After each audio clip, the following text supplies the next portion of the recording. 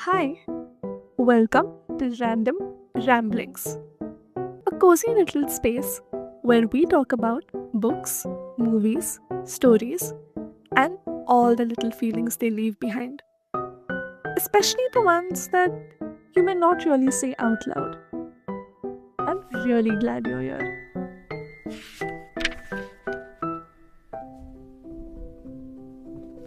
You know that feeling when something is ending, but it doesn't even fully feel real yet? Yeah, this book is exactly about that. I think endings are a little strange. Not the big dramatic ones, but the quieter ones. Like last day of school. The last time you see people you did not even think mattered so much to you. The kind of endings you only feel once they've already started happening. Today, Tonight, Tomorrow by Rachel Lynn Solomon is built exactly on that feeling. Meet Rowan, who's very put together. She has plans, lists, goals for everything. And on top of that list is one very specific goal: to win the senior class game and finally beat her academic rival, Neil, who is very annoying. And that too, not your regular annoying. It is very effortless, calm, doesn't even look like he's trying kind of annoying. Imagine. And for years, these two have been competing. Grades, achievements, you name it, and everything. It's like their entire relationship has basically just been a scoreboard. Until suddenly, they are forced to work together. And not just for a moment, for a very long, chaotic night across Seattle. The whole story happens in 24 hours, which makes everything feel a little more real, a little more intense. They are running around, solving cases, breaking rules they wouldn't even normally consider. And at first, it's all sarcasm, banter, very sharp, very quick. You can feel Roman's desperate urge to win. But slowly, something starts to shift. The competition feels less important. The conversations get quieter, more honest. And what you start to realize is that it was never even about winning in the first place. It was about control.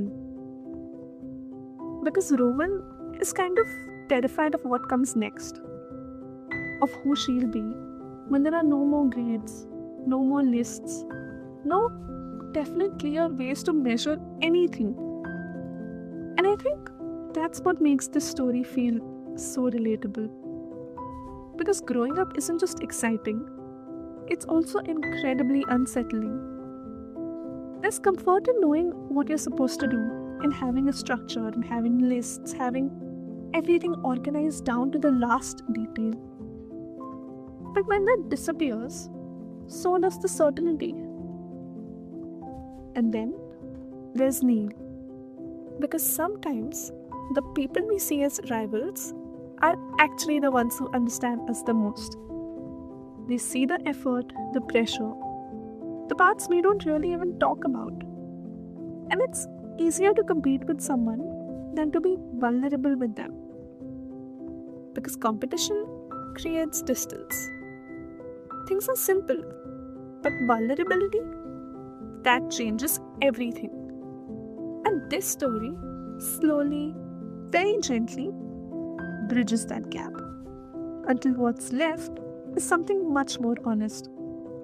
There's something really bittersweet about a story that takes place on a single day. One day where everything shifts. One day that feels way longer than it actually is. And by the end, it's not really about who won.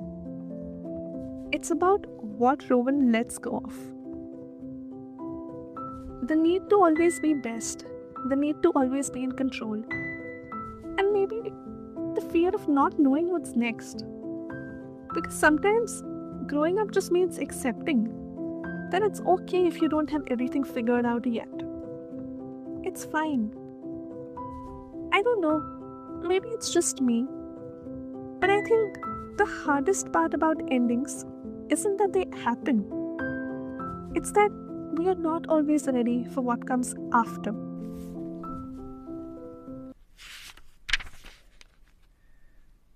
I don't know, but I feel stories sure do have a way of staying with us. And if this one stayed with you too, then I'll see you in the next episode. Until then, take care, okay? For listening to more stories like this, tune into Random Ramblings. Bye!